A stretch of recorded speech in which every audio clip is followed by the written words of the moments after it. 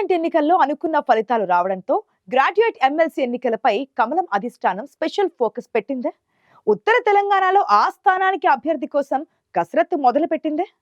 అధిష్టానం తనకు green signal ఇచ్చిందని ఓ నేత ఏకంగా ప్రచారం ప్రారంభిస్తే తమకు అవకాశం ఇవ్వాలని ఢిల్లీ చుట్టూ చక్కర్లు కొడుతున్నారు సీనియర్లు. రేసులో ఉన్న ఆశావాహులెవరు? ఆ ఎమ్మెల్సీ సీటుపై కాషాయ పార్టీ వ్యూహం ఏంటి?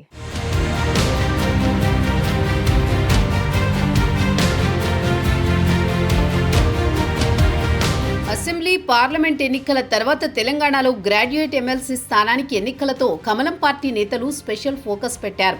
ఉమ్మడి ఆదిలాబాద్, నిజామాబాద్, మెదక్, కరీంనగర్ జిల్లాల ఎమ్మెల్సీ జీవన్ రెడ్డి పదవీ కాలం వచ్చే ఏడాది మార్చితో ముగుస్తోంది.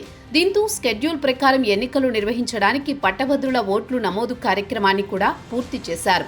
గత నెల సెప్టెంబర్ 30 నుంచి నవంబర్ 6 వరకు ఎన్రోల్మెంట్ జరిగింది. 4 ఉమ్మడి జిల్లాలలో 10 లక్షల మందికి పైగా పట్టభద్రులు నమోదవుతారని అంచనా వేసుకుంటే కేవలం 3,58,419 మంది మాత్రమే దరఖాస్తు చేసుకున్నారు. దీంతో రానున్న ఎన్నికలు అధికార, ప్రతిపక్ష పార్టీలకు సవాలుగా మారాయి.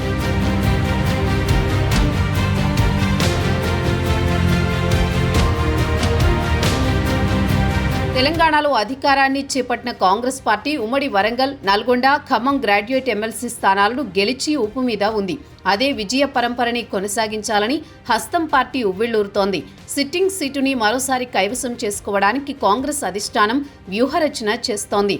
ఉమ్మడి 4 జిల్లాలలో బీజేపీకి 4 ఎంపీలు, 7 ఎమ్మెల్యేలు ఉన్నారు.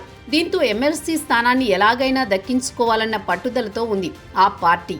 బీజేపీ నుంచి పోటీకి ఆశావహుల సంఖ్య కూడా పెరుగుతోంది. బీజేపీ మాజీ ఎమ్మెల్యే గుజ్జుల రామకృష్ణారెడ్డి, పోలసాని సుగుణాకర్రావు, రాణి రుద్రమదేవి, ఎర్రబెల్లి రఘునాథ్, ఘటిక క్రాంతి పేర్లు ప్రచారంలో ఉన్నాయి.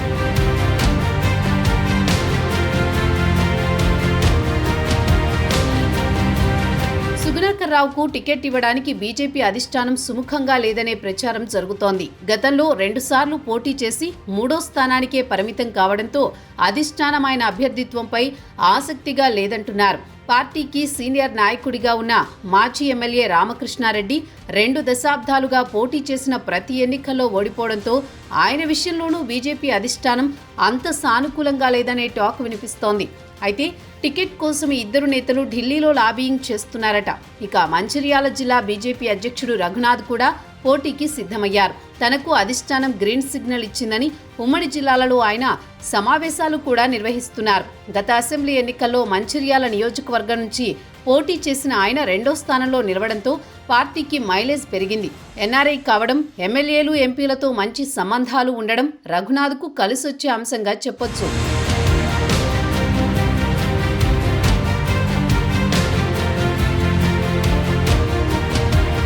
ఆదిలాబాద్ పార్లమెంటు స్థానానికి సంబంధించి గోడం నగేష్ గెలుపులో తన వంతు పాత్ర పోషించిన బీజేపీ ఓబీసీ రాష్ట్ర కార్యదర్శి ఘటిక క్రాంతి కూడా ఎమ్మెల్సీ ఎన్నికల్లో తనకు అవకాశం ఇవ్వాలని ఇప్పటికే పార్టీ నేతలను కలుస్తున్నారు.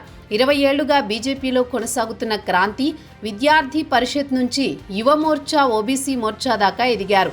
ఉమ్మడి గ్రాడ్యుయేట్ ఎమ్మెల్సీ నియోజకవర్గంలో ఒక్క ఆదిలాబాద్ నుంచే 4 ఎమ్మెల్యేలుండడంతో పాటు ఎంపీ మద్దతు కూడా ఉంటుందని, మిగతా నేతలందరితో మంచి సంబంధాలున్న తన అభ్యర్థిత్వాన్ని చూడాలని కోరుతున్నారట క్రాంతి. ఆదిలాబాద్ పార్లమెంటు నియోజకవర్గంలో 40,000 మంది పట్టభద్రులు ఓటు హక్కు నమోదు చేసుకోవడం పార్టీకి ప్లస్ అవుతుందని భావిస్తున్నారు.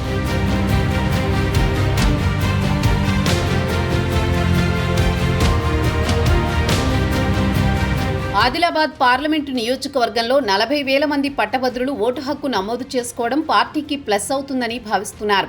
బీజేపీ నుంచి రాణి రుద్రమ పేరు కూడా వినిపిస్తోంది. అయితే కొన్ని కారణాలతో ఆమె పోటీ చేయకపోవచ్చనే ప్రచారం కూడా ఉంది. 2023 అసెంబ్లీ ఎన్నికల్లో సిరిసిల్ల నుంచి పోటీ చేసి కేటీఆర్ చేతిలో ఓడిపోవడం, ఆర్థికంగా బలంగా లేకపోవడంతో రాణి రుద్రమ పోటీ చేయకపోవచ్చనే టాక్ నడుస్తోంది.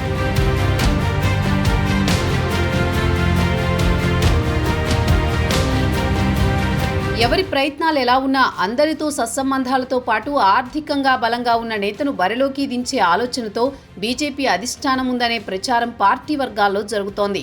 ఈ ఉమ్మడి గ్రాడ్యుయేట్ ఎమ్మెల్సీ స్థానాన్ని గెలిస్తే భవిష్యత్తులో రాజకీయంగా పార్టీకి మరింత పట్టు దొరుకుతుందనే భావనతో ఉన్నారు సీనియర్లు. మరి గ్రాడ్యుయేట్ ఎమ్మెల్సీ ఎన్నికల్లో సీనియర్ నేతకు పట్టం కడతారా? గెలుపు గుర్రాలకే ప్రాధాన్యమిస్తారా? మరో ప్రయోగం ఏదన్నా చేస్తారా? బీజేపీ పెద్దల మనసులో ఏముందో ఏమో.